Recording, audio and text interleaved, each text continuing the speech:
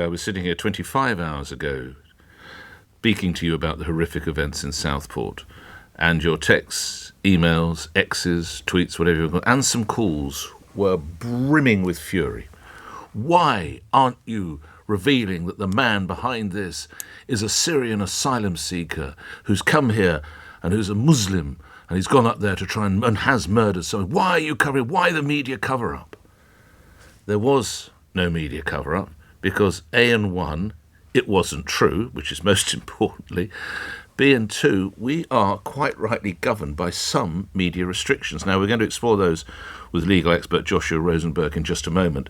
But it does occur to me that if I've got my sums right, the laws that quite rightly govern broadcast organisations such as LBC and Sky News and the BBC, and newspapers such as the ones that I've worked on, The Sun and the Mirror and the Express, the ones that govern those make sure that you don't put out erroneous facts that could lead to all sorts of problems. So with social media fueling this, is it any surprise that as the Prime Minister, Sir Keir Starmer, in my book, quite rightly went to the scene yesterday to lay flowers, this is what he endured? How many more children have died in our streets, Prime Minister?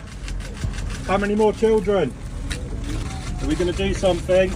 Got your photos, off you go. Make a real change, Prime Minister. Make a real change! Our children! Go away! Found out my friend's 9-year-old daughter was killed. You're not one kid! The person I've held as a child, and you can't do shit. Come here, sweetheart. Come here. He can't do shit. Let him be the Prime Minister. Now that, for me, is a microcosm. Because although I don't know where the man is from, it doesn't sound like an accent from that area. It sounds almost like a London accent. And it starts slow, and it builds up into a fury. And then what do you hear? You do hear you did hear a local accent for a woman who's obviously heartbroken. Was she stirred into that by what she heard, the voice of someone who, I don't know, and if you choose to call in, and we can definitely identify you, we'll put you on the radio, but you don't sound local to me. Isn't that the reality? And then within the space of an hour or so, we went from a vigil to violence. Run! You brought the plague! Run! You brought the plague! 39 police officers injured, as well as 3 police dogs, by the way, with having bricks hurled at them. Now, whether the dogs were specifically targeted or it just unfortunately was in the melee, we won't know. So back to what I believe, in considerable part, fueled that, which is social media putting out these bogus reports, run, by the way, by Russia Today. They couldn't get that report to air quick enough, that it was all down to a Syrian asylum seeker. Joshua Rozenberg is a legal commentator and broadcaster and joins me now. You, Joshua, know better than I the reporting restrictions. They are decades old. Do they need some kind of review? Good morning to you. Good morning, Nick. They are decades old. They go back to the Children and Young Persons Act 1933. They have obviously been revised in various ways over the past 90 years or more. They say that when somebody under the age of 18 is brought before a court, they can't be identified. Nothing relating to the young person should be included in any publication if it's likely to lead members of the public to identify that person as someone concerned in the proceedings. And obviously the police are aware of this, and that's why the police haven't named this 17-year-old. Now, you could say that things have changed. I would say that respectfully, Joshua. Yes. Yeah, I will say that. Yeah, that's fine. Well, you could say we could change that so that it's 16, if you like, or 14, or 12, or 10, age of criminal responsibility. It's certainly something to consider.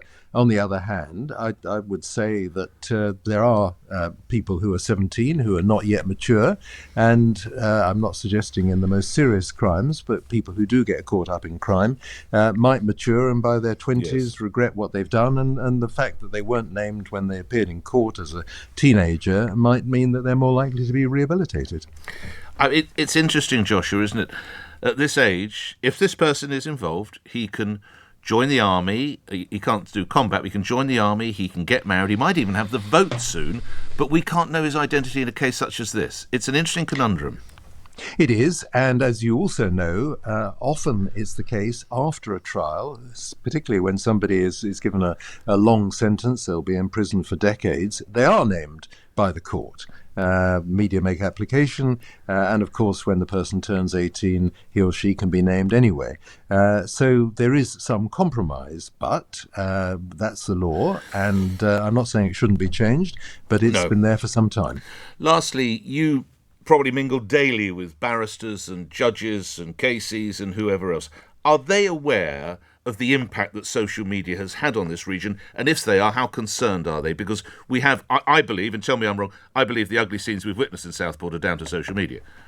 I think that's right, and you suggested there might be some deliberate misinformation by malign actors and so on, and I think that's right. They are concerned because it gets harder and harder to enforce the law. It's one thing when there were broadcasters, before that newspapers, they all respected the law. People on social media think they can get away with it. They can't necessarily. Sometimes there are prosecutions. It is harder and harder, but nevertheless there are principles, and if we think it's right to give young people a level of protection, well, then that should be protecting them from malign allegations on social media as well as things on responsible news programs like yours. Always enjoy speaking with you, Joshua. Thank you. Joshua Rozenberg, legal commentator and broadcaster, 12 after 8. Listening to that, Dr Aaron Winter, who's a senior lecturer in sociology at Lancaster University, specialising in issues of racism and the far right. None of us know, Doctor, and it might be some weeks or months, but we do. But do you sense the MO, the modus operandi of some members of the far right in what we've witnessed in Southport? Yes, thank you for having me on. Yes, as you say, the investigation is ongoing, and wouldn't want to add to any sort of more controversy over and disinformation. But I do definitely see that. I think we see this with the attack on the mosque, but also a longer pattern of far-right mobilizations from outside the local area, as you point out, that we've seen previously in Merseyside with the Knowsley Hotel, and with the National March for Palestine in London.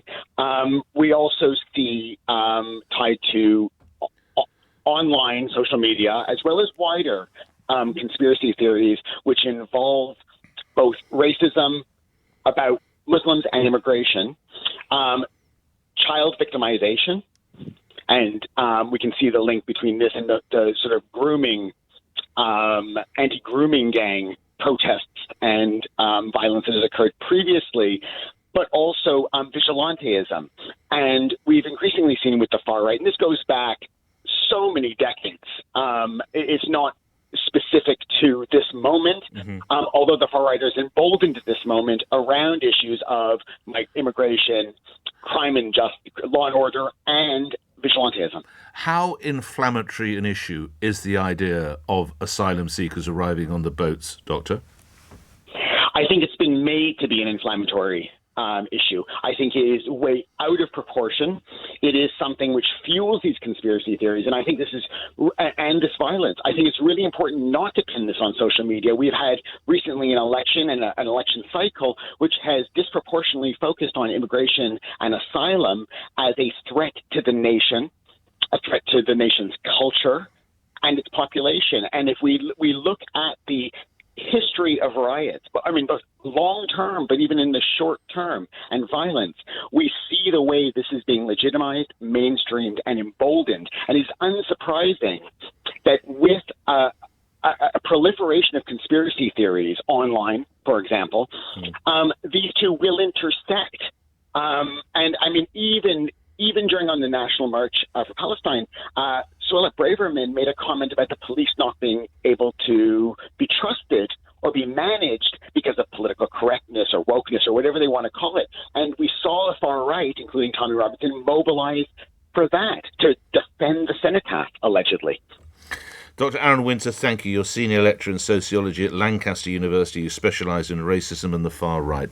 So many views coming in on that. Many of you, by the way, applauding the work that the internet does and where you get your information. I do remind you, there is zero fact-checking on the internet. You can put out what you like, and there is no neither check nor balance.